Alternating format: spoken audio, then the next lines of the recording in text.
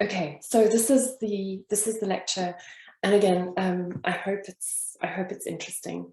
I'm from South Africa originally, but because I work mostly in the UK, I'm very involved in UK law. So most of what I'm going to talk about today is about the law in the UK. I'm going to think about litigation, but also its role with activism. And so this goes two ways. There is activist litigation, but also litigation, which is just one tool in the toolbox of activists. So this goes from two perspectives. So as I said, I will talk about a lot of UK law and UK cases, but not only. I'm also going to look at the broad field of global climate litigation. But the questions I'm trying to answer are specific to the UK. And also when I say UK, I should add, I mean really England. The legal systems in Northern Ireland and Scotland are similar, but a bit different. So this is mainly English law. Okay, so these are the questions I'm looking at today. So the first question that I get asked a lot is about what is climate litigation? And the second question is, why are there no successful climate cases in England? So to some extent, the answer to these questions is the same answer. So when I talk about climate litigation, most people think of the cases you see in the newspaper, the headline grabbing cases, and certainly those do count. But I say also, this is not a term of art, and there isn't an agreed definition.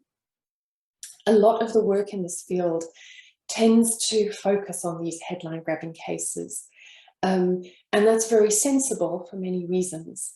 But I also say that there's a need to pay attention to any kind of adjudication, so any kind of litigation where the outcome can affect climate policy. And this can include also where it undermines climate policy, where it goes against what's already in legislation. So question 2 I'm going to answer during this talk.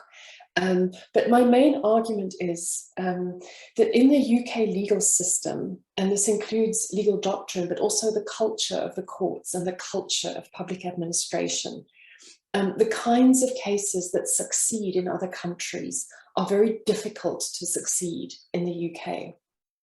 But I argue that when the litigation is studied along with the activism and the overall campaign, most of the campaigns are not failures. So what is emerging from these failed cases is actually a picture of success. And I've put a very provocative and simplified statement on the slide, which is climate litigation in the UK is more successful than you think. And what I mean there is just, if you focus on individual cases, it looks like a failure, but the picture is not really one of failure. The picture is one of very British success. Okay, so what I'm going to talk about today, first I'm going to look just a little bit at what I call systemic mitigation campaigns, and then I'm going to discuss the English cases that have tried to do this and failed.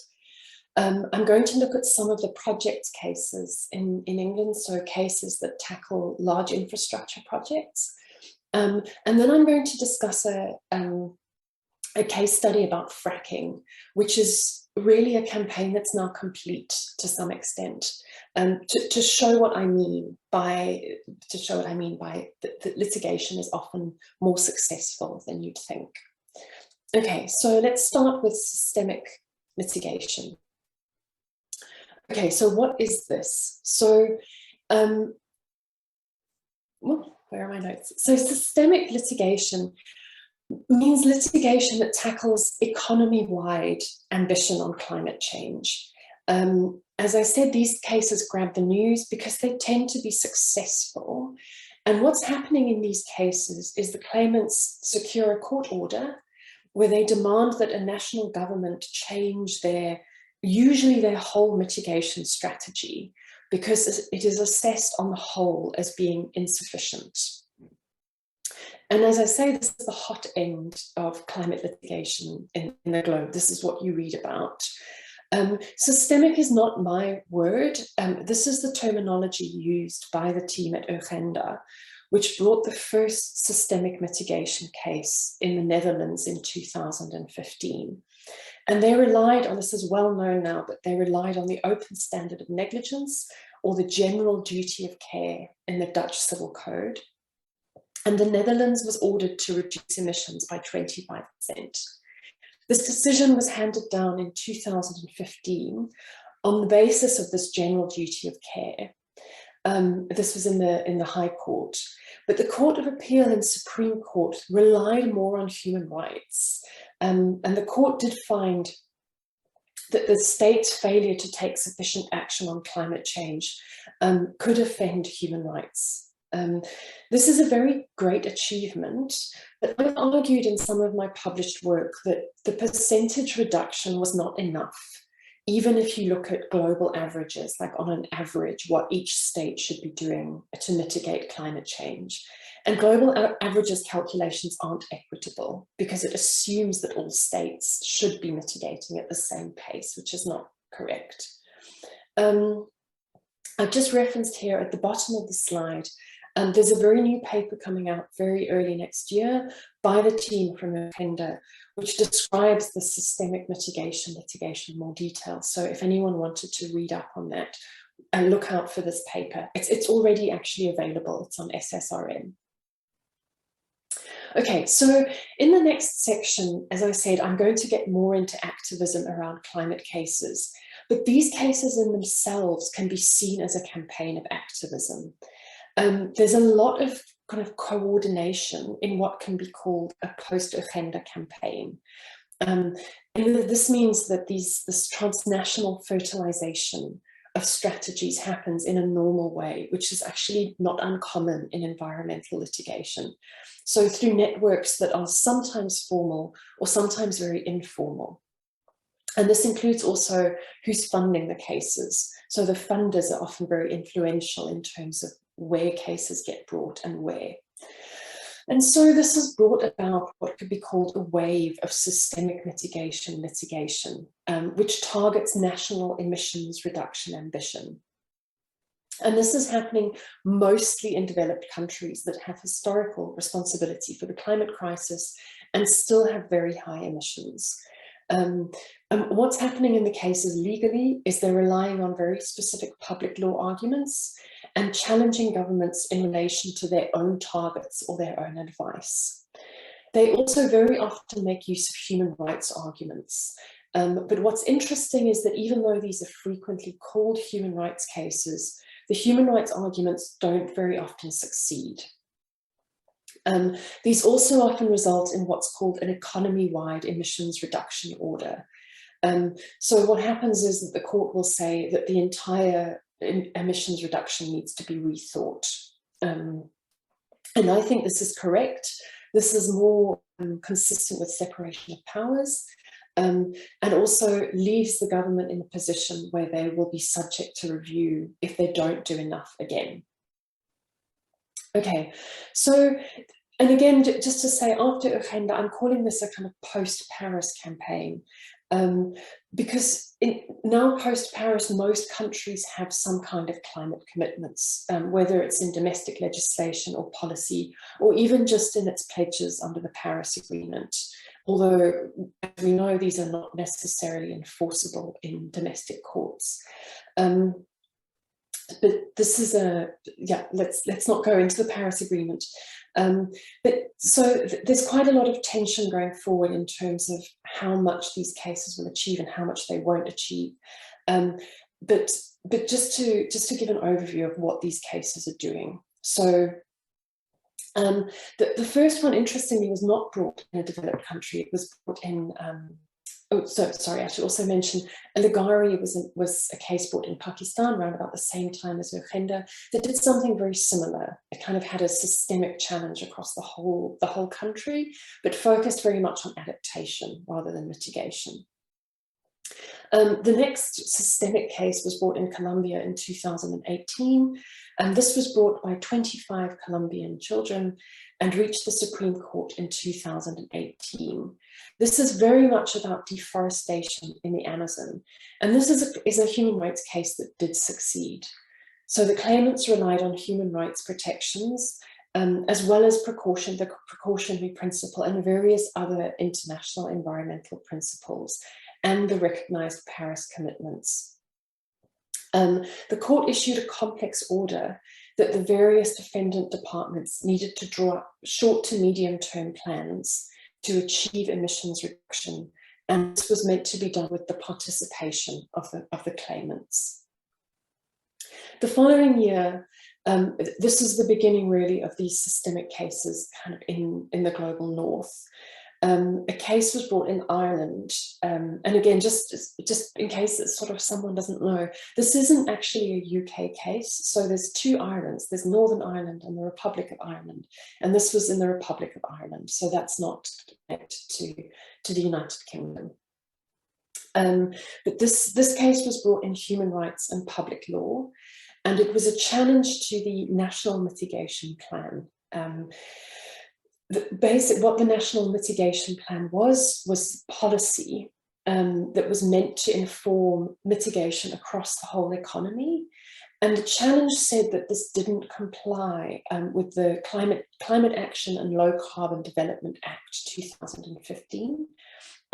It also didn't follow the advice of the advisory body. So Ireland, like the UK, has a climate change advisory body that advises on what should be in the mitigation plans.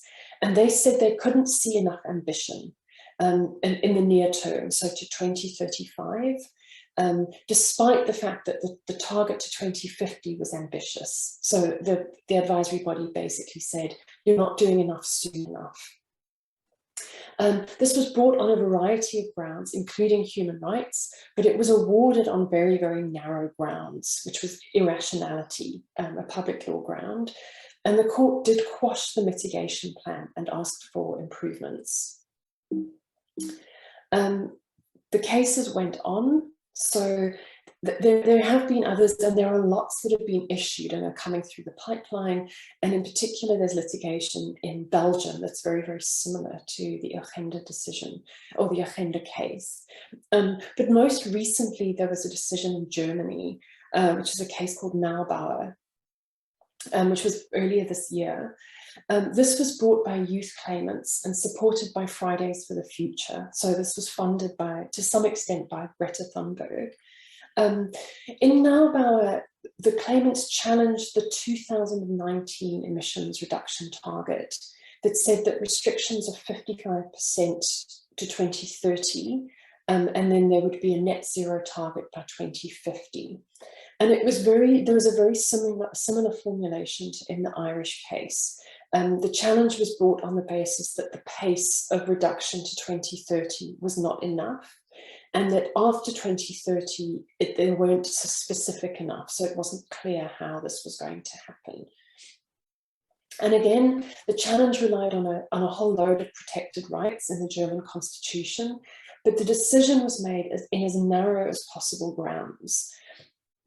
It did find that the challenged provisions, and this is what the court said, which is on the slide, it said it violated the freedom of the complainants, and the fact that they're all very young means that they'll be dealing with this problem sort of in future years to come. The court also said that the current generation mustn't be relieved at the expense of future generations, but it also wouldn't find that the ambition deficit was a violation of the rights of claimants from other countries, so from Nepal and Bangladesh. So they were very interested in intergenerational justice, but not so much with intragenerational justice. But they also made an order saying that the entire program must be revisited, and that the German government had to rethink what it was doing. And again, there's various new cases of proceedings have been issued in Italy and Poland in the last year. And I'd say we're getting to the stage where we need to think about the next phase of this. So most of these decisions are going to have to be enforced. And I'm hoping, I don't completely know what's happening in Colombia, but I know in the Netherlands, there's talk about the fact that the compliance proceedings are going to have to be brought. And then there's another new kind of litigation, sort of systemic litigation, which is against companies. And again, this is very much spearheaded by the Agenda team, and it started with a case called Milieu Defensie and Shell, which was earlier this year, in the same court that handed down the original Agenda decision in 2015, and very much relies on the same legal remedies. So the claimants rely on the open standard of negligence in the Dutch Civil Code and ask that this be read reflexively. So the court must take account of human rights protections in interpreting the scope of the open duty. And as is well known, the claimants won. The court said that Shell does have an obligation to prevent dangerous climate change and must reduce its emissions by 45% by 2030. And again, this figure, it's not clear where it comes from. It's not clear if this is enough. And also I expect that at some point in the next 5 years, this will need to be enforced. And I also hope that corporate governance experts, which I am not one of, are watching very closely to see how Shell does this. Because I think this is the problem. The problem is not getting the order, although it's a great achievement in many ways. It's about what Shell does to comply. So that's, I think, going to be the next battle. Okay, so moving now to the UK. So there has been ambition litigation in the UK, but there's not really, let me just see what I've got on the next slide, but there's not really any kind of substantive decision. These actions are brought as public law challenges to the exercise of statutory powers. And the way the law works in the UK is there has to be a permission stage beforehand. So the master of the High Court has to decide if the cases have a chance to succeed. And both of these cases have failed, or they didn't even get to a full hearing. They failed with permission. Just going to switch to the slide. So here is a photo of the most recent case. This is the one that was heard this year, where on the day of the hearing, the claimants organised a protest outside the High Court on the Strand in London, and that's a photograph of the claimants and their supporters and friends protesting about climate change before the permission hearing. Okay, so just to discuss them in more detail. So this case, the first one, which was a Plan B and the Secretary of State for, well, I said BIS on the slide, this is Business, Energy and Industrial Strategy. This is the department that's the closest to a climate change department that we have. This case was definitely Agenda inspired. It was a public law challenge to the Secretary of State's failure to exercise a power to amend the carbon target. So I'm just going to dig a bit more deeply into what they were doing, because it does illustrate how the legal culture in the UK works when it comes to cases like this. So I have heard it said that one of the reasons why there aren't any systemic cases in the UK is because there's no need for them. So the UK certainly at one point was a leader in climate change governance. It was the first country to have a Climate Change Act, and the first to set up a climate change advisory body, which is now called the Climate Change Committee. I should add, just to be very clear, what my views are that the UK is also a leader in causing and profiting from climate change. So it's entirely appropriate that it should have been one of the first countries to take these steps, but the talk isn't about that. So that's all I'm going to say on that issue. But again, the point of this is that people are saying that everything is adequately managed, and that's why there's been no need for litigation, because the legislative system that is in place is running with that. So I'm saying now that this probably isn't correct. There are shortcomings in the way that the UK climate governance is going. And so even though this litigation was definitely poorly conceived of, it's a bad action to bring given the nature of English public law. So it's very, very difficult ever to succeed in an application for judicial review for the failure to exercise a power. But certainly climate cases are also things the courts don't want to touch. So legally, this case was probably never going to succeed. But I would argue that in substance, there was some basis for this. So there was some basis to say that the government was not doing enough. And this is why I'm saying this. So at the time, this was brought in after the IPCC report on 1.5 in 2018. And this was an issue in the case, but also in the Heathrow litigation that I talk about later, was a report from the Committee on Climate Change on the Paris targets from 2016. Now, those of us who read the reports of the Climate Change Committee every year have noticed that there's an increasingly anxious tone in the reports giving advice to government, and a sense that what I say, the low-hanging fruit has been picked. So the easy things to do to mitigate have all been done, and there doesn't seem to be a very clear plan in terms of how the harder stuff is going to be addressed. There's also a very clear sense that very little progress had been made since the change of government in 2010, and then also in 2015. And then, of course, there was the distraction of Brexit. Now, just to be very clear, the Committee on Climate Change did not say your government is clearly distracted by Brexit, but it's implicit in the increasingly anxious tone of the reports. It's also becoming clear that the UK is going to struggle to meet its future carbon budgets unless more is done to enact sensible policies. So in this report, in the 2016 report, the Committee on Climate Change said it did not recommend new targets because it thought there would be more chance to consider these. And it seems to have understood this to mean or the courts seem to have understood this to mean that there's no need for increased ambition on climate change. But that isn't what the CCC said. Rather, it says it needs that new targets need to be introduced on evidence.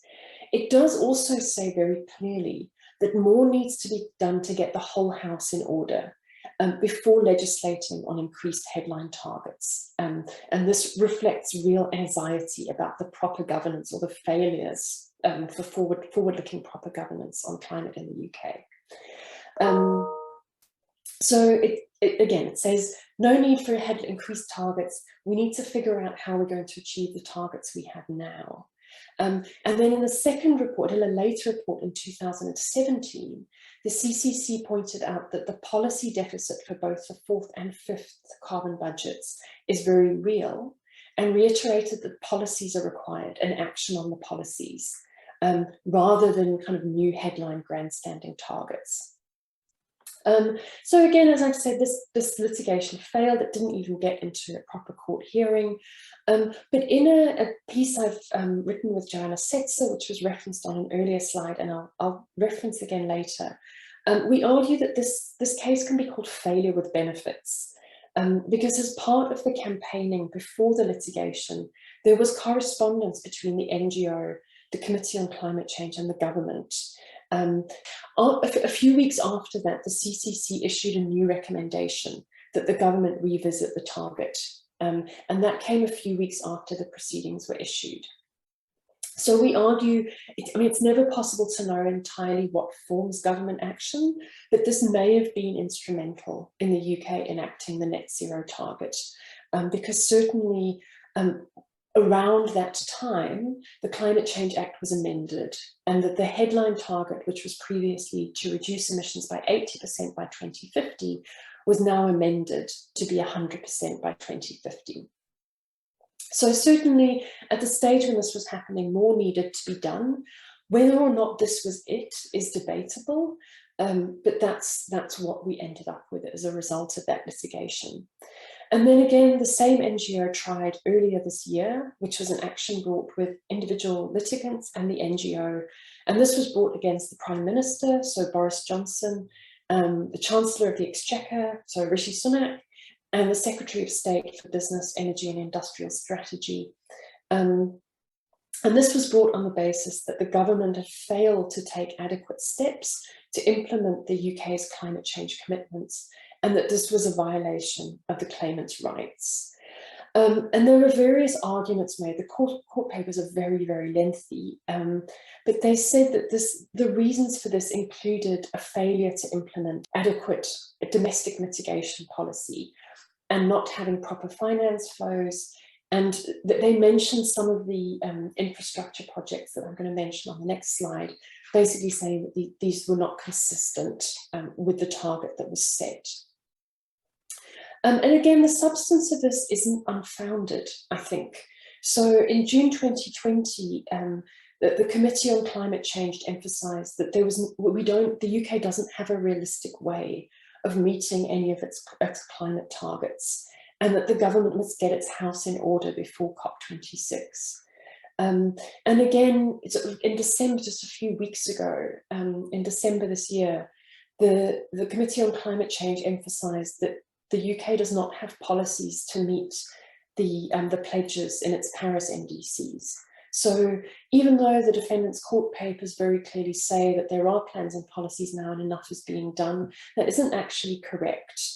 More has been done, but it's still insufficient. They've also made arguments that the UK had not made enough effort to address adaptation, so to improve its own resilience to climate change. So there's certainly a basis for this to be brought in fact, but the difficulty was the legal framing. So the claimants argued that the defendant had positive obligations under sections 2, 8 and 14 of the European Convention on Human Rights, which is incorporated in UK law through the Human Rights Act, which we may not have very much longer, and that these failures mean the obligations have not been met. Now, none of these really had any prospects of success in English law.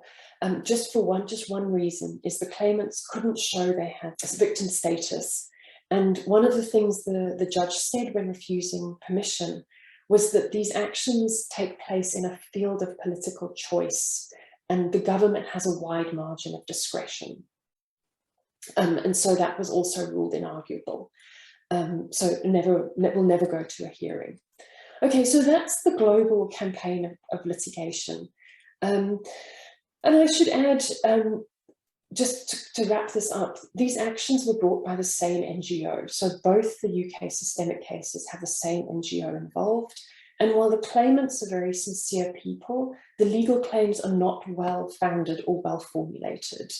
I'm not a public law expert, but even I could see from the outset that the prospects of these cases succeeding was very poor.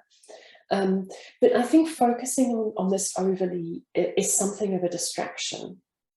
So the government has a wide margin of discretion in cases like this, and even more systemically formulated proceedings would probably struggle to get permission. But I'm going to try and start building a picture that challenges the idea of UK climate leadership. So I'm challenging the idea of UK climate leadership, but also to some extent, even in these cases, we start seeing the narrative of failure, that there are kind of chinks appearing in it, which we'll talk about then afterwards. So the reason I'm focusing on these cases is this is very much dominating the field at the moment. So most of what's happening in climate litigation in the UK is about planning policy. And this is, even before we get into courts, it's very difficult to understand how some of the projects that are getting consent reflects any kind of commitment to a low carbon transition. So let's look at these cases. There's more litigation than I could meaningfully cover in an hour, even if I wasn't talking about anything else. So we're just going to look at one or two. Okay, so the first case, Friends of the Earth in Heathrow, this is the Heathrow litigation that concluded in the UK earlier this year. This is slightly different to the next cases. It's not about planning permission. It's a challenge to the policy framework within which an application for development consent, which is a kind of planning permission, will be decided. So this is the national airport policy within which an application for consent for a third runway at Heathrow would be made. There were about 9 judicial review applications that were brought against this, and they were consolidated into a few that were heard in the High Court. The claimants won in the Court of Appeal, and this was it was a very highly publicised decision, but also a lot of what was said about it was not completely correct legally. So what the court said was, in the Court of Appeal, where it was successful, was that the Secretary of State had failed to think about the Paris commitments when designating the national airports policy, and that this material misdirection of law undermined the decision-making process. By saying this, the court was saying that the Paris commitments and that ministerial statements made after the UK signed up to the Paris Agreement could be taken into account as policy for the purposes of the decision. What has been reported is, which is not correct, is the court didn't say that the Paris Agreement was binding on the domestic courts. And it didn't say that the government had to comply with the Paris Agreement in decision making. It said it needed to take account of policy, but that the kind of unwritten policy statements could count for that. So this is much more narrow than certainly has been reported on Twitter and some news articles, but actually that in and of itself is pretty shocking for a very, very traditional and orthodox country. That's not the kind of thing that happens very often in English courts. And again, in this case, the timing was very important. So the decision was made, or rather the first challenge was brought, and then the Court of Appeal decision was made in this period. So after the Paris Agreement was ratified in 2016, and the UK enacting the net zero target in 2019.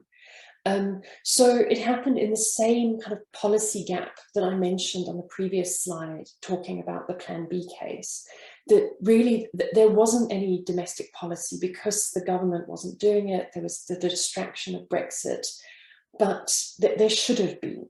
But of course, the court shouldn't really be making decisions on the basis of should have been policy. What's interesting is, despite the decision being legally quite radical, the Secretary of State didn't appeal it. The Heathrow Airport appealed it. And they must have been glad that they did, because the decision of the Supreme Court, so the highest court, in December 2020, I'm saying December 2020, which means the slide should say 2020, I apologize for that, took a much narrower view as to what could be considered policy under the relevant legislation. And it said very clearly this must be a written statement of established policy, but at an absolute minimum, the statement would need to be clear and unambiguous. The Supreme Court also said that the Paris commitments had been taken into account by virtue of their incorporation in the Climate Change Act, in terms of which the carbon budgets were set. Now back again to this 2016 report of the Climate Change Committee. The Climate Change Committee said there was no need for new targets. And this was one of the bases on which the Supreme Court made its decision, because it sort of implied that enough was being done because the Climate Change Committee wasn't recommending we do more. But I find it very odd that the report wasn't read as a whole. So there was insufficient reference made to the reasons why the Climate Change Committee did not recommend new targets, which is that the UK didn't have enough policies to meet the targets it already had. And my reading of this case is that I find it very difficult to justify a decision on the basis that there was no recommendation to increase the target and no policies to take into account, when the recommendation for the lack of new targets was because new policies should be prioritised because there aren't any. But this is far from over. And also in terms of precedent, this is not the worst headache for climate litigators. But just before I get to the biggest headache, I'm going to make some comments that are less about law and more about strategy. So this is not the end of the road or the end of the runway for the Heathrow case. It's now open for campaigners to target the consent, and the courts did say this in the Heathrow decision. They said this is a policy. The Heathrow will still have to apply for development consent for planning permission under the policy, and that will then be decided on its merits. Okay. Oh, sorry, also just to mention, there's also a lot of activism going on around Heathrow, sort of lots of sit-ins and other kind of traditional street activism happening in and around the site. Okay, so that story's not finished. The second case is about the Drax power station. So this was a challenge to a hugely controversial decision of the Secretary of State to grant development consent for 2 gas-fired generators. This would result in significant greenhouse gas emissions, and this ended up in the Court of Appeal earlier this year. There were several grounds of appeal. I'm not going to talk about all of them, but essentially the claimants were arguing that the Secretary of State had not correctly interpreted energy policy. And it should have thought, when it was assessing whether there was a need for this kind of infrastructure, what the policy said and what contribution this would make to greenhouse gas emissions. So the point on the policy was that the Energy National Planning Policy, which was the policy in issue, said there was a need for energy generation. And there was a question about how much discretion the Secretary of State had to determine how that need should be met. So should the UK be investing in new gas infrastructure in 2021? The circumstances were quite peculiar as well. So the examining authority got very involved in assessing basically whether consent should be granted, and actually ended up advising that it shouldn't. They said because of the contribution this would make to climate change, it's not appropriate to be starting a project like this now. But the Secretary of State ignored that. So again, ignored advice from an independent body, and said that it was important and relevant, and granted consent for the gas plants. When this went to the High Court, the court said that there was no need to assess need in a quantitative sense. So we don't kind of have to assess how much each power station or how much each power generation in England is contributing. Then they just said in general, they're quite happy that there's a need. The court said that questioning this was straying into a merits review, which isn't allowed in English public law. And again, further similar arguments were made in relation to the question of whether the claimant should be allowed to make challenges based on the net zero targets. The claimant also said that the Secretary of State had failed to take account of greenhouse gases. And it's arguable that just the test on this point was worth going to the Court of Appeal for, because the High Court judge said that the contribution a project makes to carbon emissions can never be a reason to refuse the project. So the Court of Appeal was slightly more measured in that regard. It said that the national policy statement clearly says that greenhouse gases are not a reason to refuse consent, but that doesn't mean they're irrelevant. So they're effectively saying the decision maker has to consider greenhouse gases, they're not irrelevant, but also it's not a reason to refuse consent for a new gas station in 2021. It's very difficult to understand what that means, but also this is a very kind of worrying precedent. And this is why I say this is more worrying than Heathrow, because Heathrow was very specific on the facts. But the precedent set by Drax is effectively that in any challenge to high emissions infrastructure, because they could show that they had considered greenhouse gas emissions, but just decided that in that case, there wasn't a reason to refuse. So it was a very kind of troubling precedent. And can be understood how this could have a chilling effect on similar kinds of challenges. But again, sometimes unsuccessful litigation has positive outcomes. So after this potentially quite problematic decision and the campaign surrounding it, The energy company themselves decided that they didn't want to go ahead with a gas plant, and they sought permission to convert the same site to a biomass site. Now, biomass is problematic for other reasons, and they're having other difficulties with it. But it is interesting to show how the relative failure in the court litigation doesn't necessarily mean that the overall campaign was unsuccessful.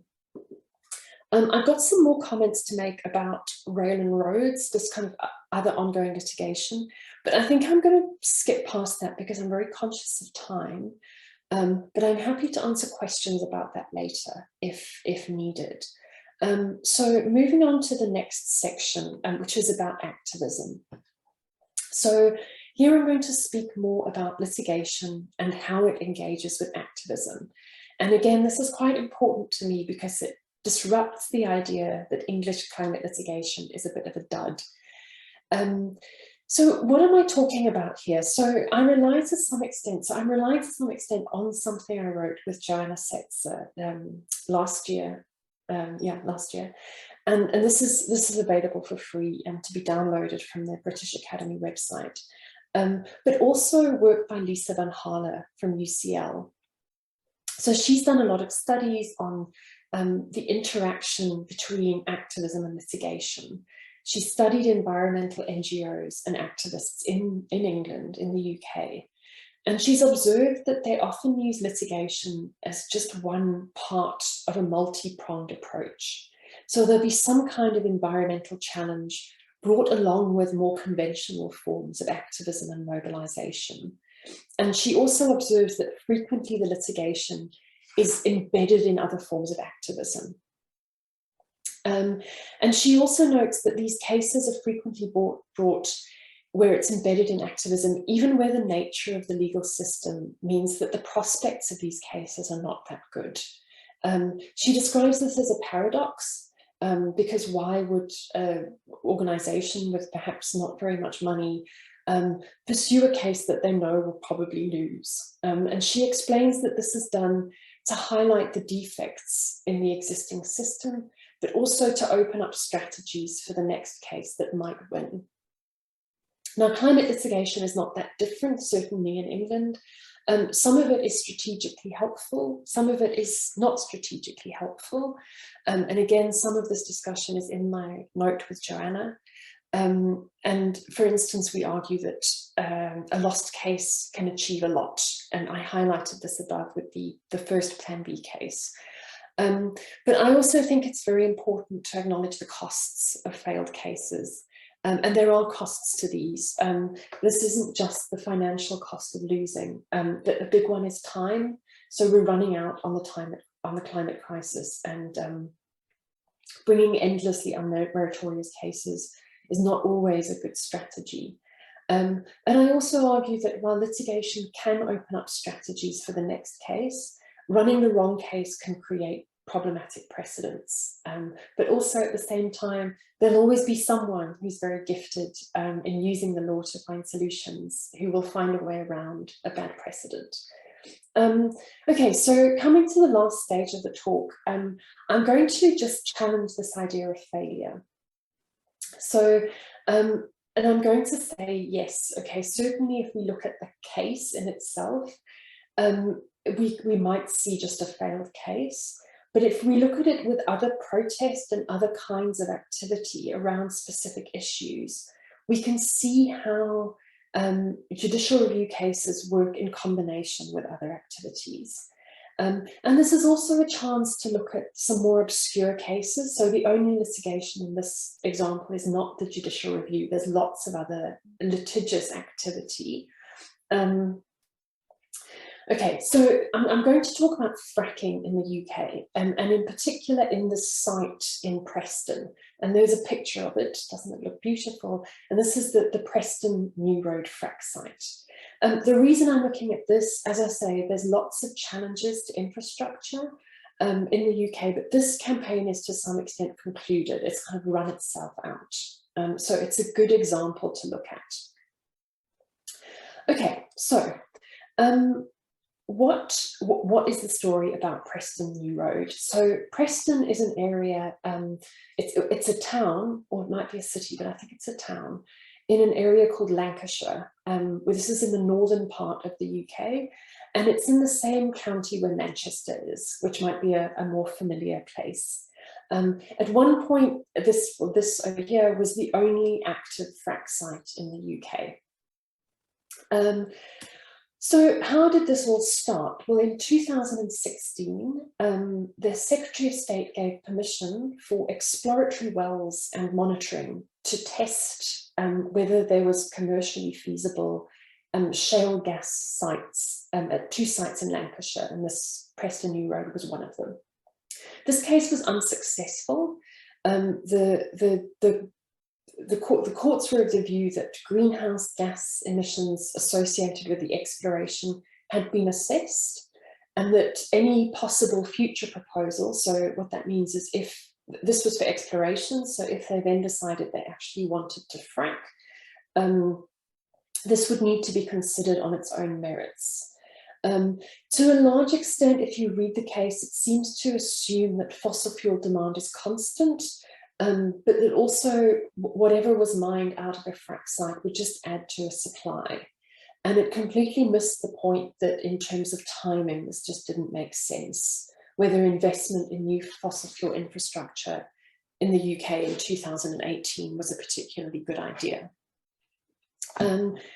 Even before that decision, which is not the court decision, but the permission in 2016, there were camps and protests in the area.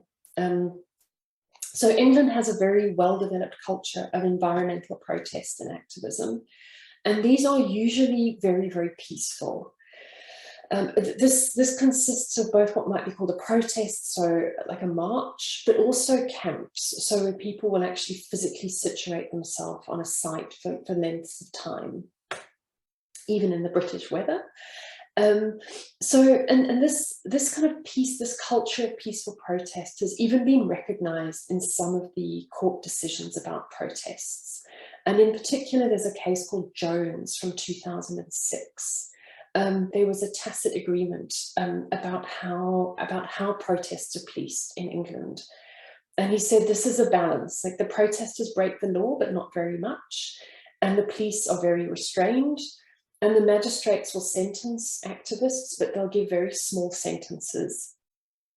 So there's this dance that always happens about protests, and everybody understands that this is how it works. But when it comes to the policing of some of the climate protests, this tradition is not being followed. So there's a study from researchers at the University of York who characterize, they explain that the policing of some of these protests is completely disproportionate. They say that there's evidence that many protesters, and including even elderly or disabled protesters, were subjected to police brutality on a daily basis, and also harassed by the private security engaged by the fracking company. There've also been hundreds and hundreds of arrests out of these camps and some prosecution. Now, this is quite important to look at these, because this to some extent determines how much dissent around these sites is possible, but also how much campaigning can contribute to the public conversation about fracking. So just to look at some of these cases. So Crown and Roberts was a prosecution that came out of the actions on the site in 2017 during a month of what they called a rolling resistance.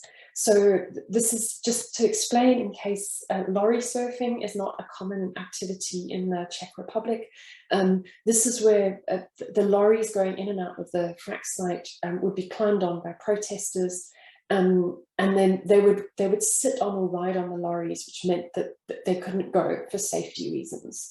This is called lorry surfing, and it's probably quite dangerous, but also sort of stops any activity at the site because of the safety problems. This took place, so this month of rolling resistance took place a few months after the refusal of the statutory review of planning permission by the High Court. So the case that's mentioned in number 1 on the slide, that's the Court of Appeal decision. The High Court decision was the year before, and this happened just after that decision. What happened in the criminal courts was that the defendants were prosecuted, which was expected, but they were prosecuted for public nuisance, which is very unusual, and given very, very high custodial sentences. So one person got 15 months. And one of the accused in the sentencing remarks, or in her mitigation sentencing remarks, explained that the reason they brought the protest was because there was no other route to express their concerns about the site.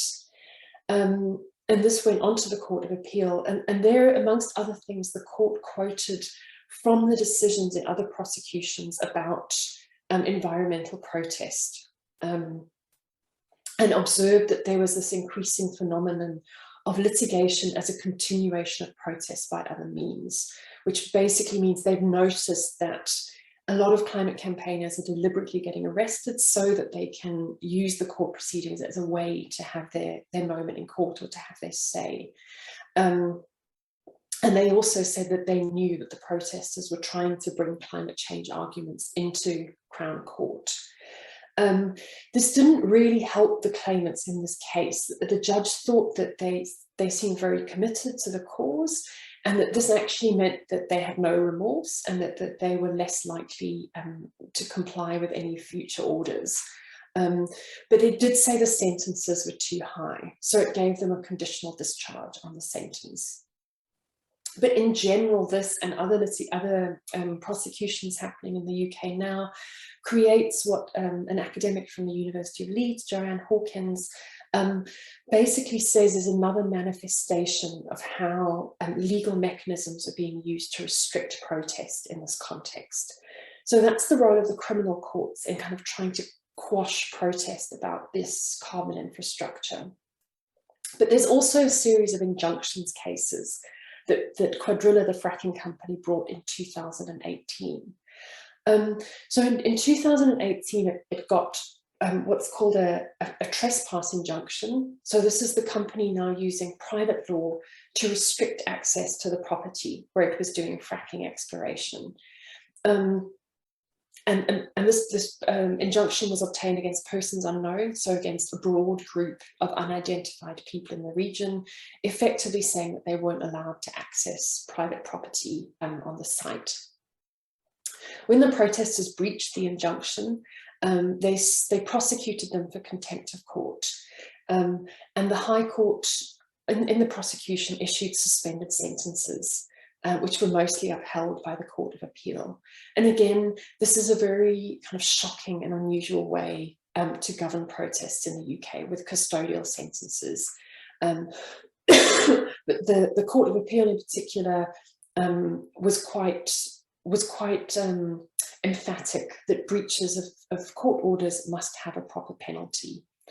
Then there was a further case called Dennett, which was brought by just a local person who was worried about the risks to the local environment caused by fracking. This wasn't really about climate impacts. He wasn't really worried about the greenhouse gas emissions. He was worried about the local harm. But as I said earlier, in my world, my understanding of climate litigation includes the idea that anything that challenges climate policy must be assessed or included. So Dennett didn't succeed with his case.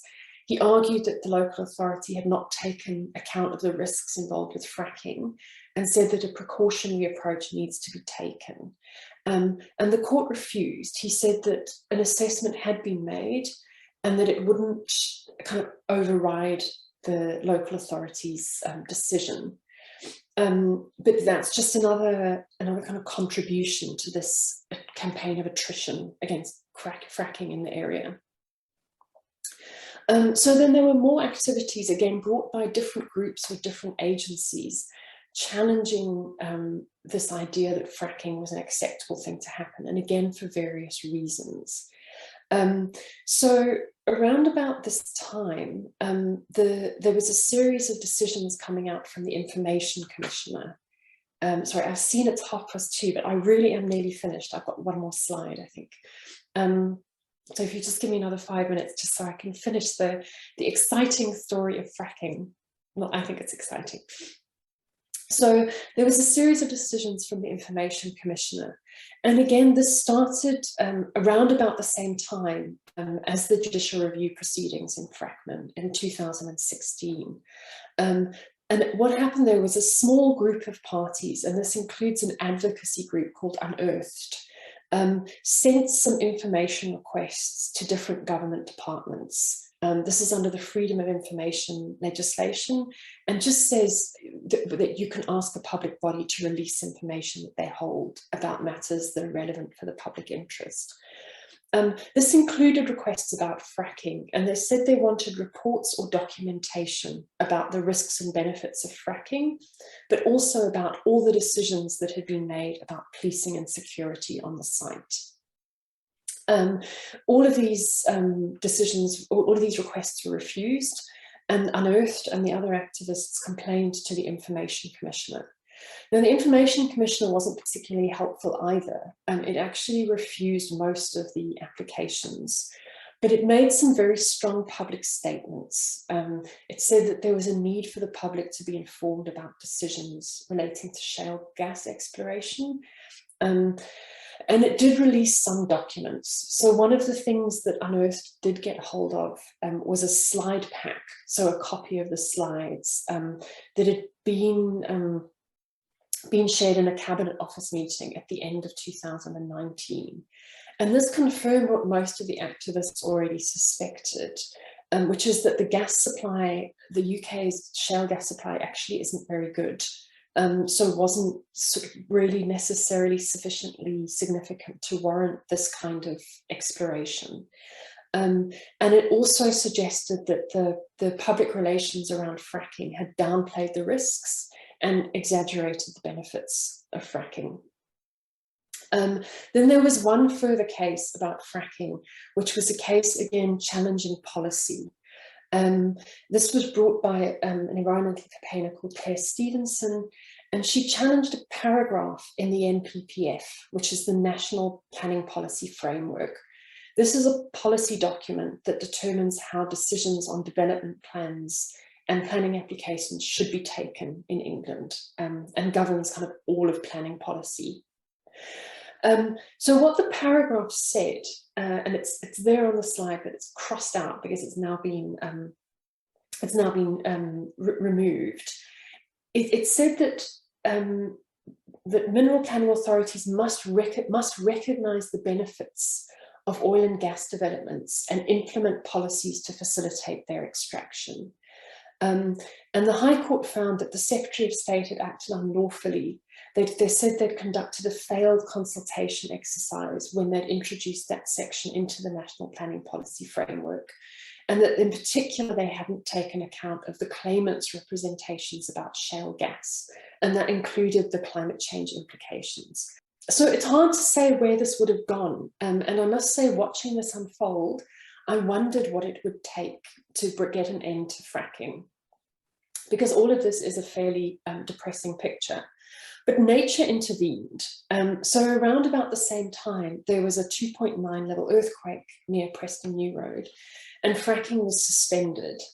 And at the time, the OGA suggested that they did a report, and they said that we don't really know what level of seismic activity we can get from fracking.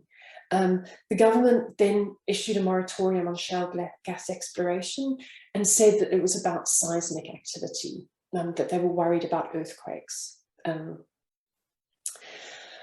Then in March 2021, the Committee on Climate Change wrote a letter to the government about the need for future carbon exploration.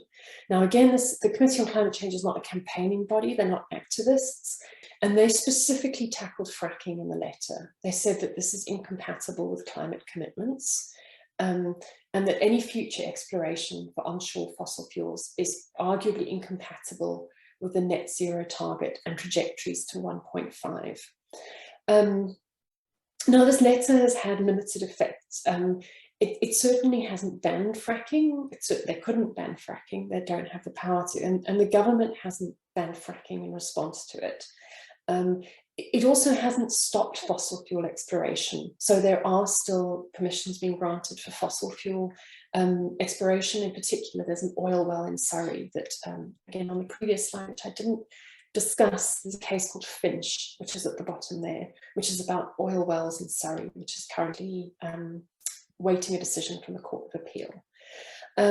But I do think that fracking has been brought to a close because nothing more has been said about this issue since March 2021. So what I suspect is that in a very British way, everyone is just going to pretend that this never happened. And I can't say that for sure. And of course, I can't predict what's going to happen. But it seems to me that this particular campaign has worn itself out, has come to an end game. So that's my conclusion on what I consider to be the character of climate litigation in England. This is a story of how there is no climate litigation in the UK, or rather no successful climate litigation in the UK, but also how there is. And I say that if we look at this, like we look at other civil law countries across the Channel, this looks like a failure. But if you understand English public law and English legal culture, you can understand that this is the way how things get done here. This is a very subtle approach to climate litigation, but in a subtle way, this does get results.